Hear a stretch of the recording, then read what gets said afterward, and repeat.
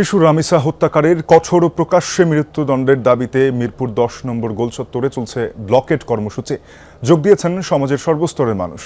জুমার নামাজের পর মিরপুরের বিভিন্ন জায়গা থেকে প্রতিবাদ মিছিল নিয়ে কর্মসূচিতে যোগ দেন বিভিন্ন শ্রেণী পেশার মানুষ। এই মুহূর্তে সড়কে যান চলাচল সম্পূর্ণ বন্ধ। বিক্ষোভকারীদের দাবি, দ্রুততম সময়ের মধ্যে অপরাধীদের দৃষ্টান্তমূলক শাস্তি দিতে হবে। এ সময় প্রকাশ্যে মৃত্যুদণ্ড কার্যকরের দাবিও তোলেন অনেকে। তাদের দাবি, সাজা নিশ্চিত করা না গেলে সমাজে বাড়তেই থাকবে অপরাধ প্রবণতা। মঙ্গলবার সকালে মিরপুরের একটি ভবন থেকে রামিসার খণ্ডিত মরদেহ উদ্ধার করে পুলিশ। ততক্ষণে পালিয়ে যায় মূল অভিযুক্ত সোহেল রানা। ঘটনাস্থল থেকেই তার স্ত্রী স্বপ্না আক্তারকে গ্রেফতার করা হয়। সেই রাতেই গ্রেফতার করা হলে ১৬৪ ধারায় আদালতে স্বীকারোক্তিমূলক জবানবন্দি দেন সোহেল রানা।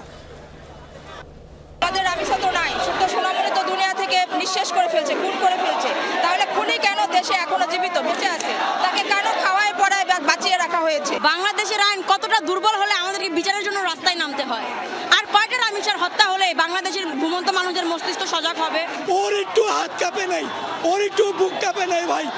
ওর আমরা বিচার চাই, দৃষ্টান্তমূলক বিচার চাই। এই দৃষ্টান্তমূলক বিচার এমন না যে তাকে জেলে নিয়ে আমাদের জনগণের ট্যাক্সের টাকায় দিনের পর দিন মাসের পর মাস খাওয়ানো হবে, পরে বাকি 5টা দর্শকের মতো রাজনৈতিক ফাঁক ফকর দিয়ে বের হয়ে যাবে।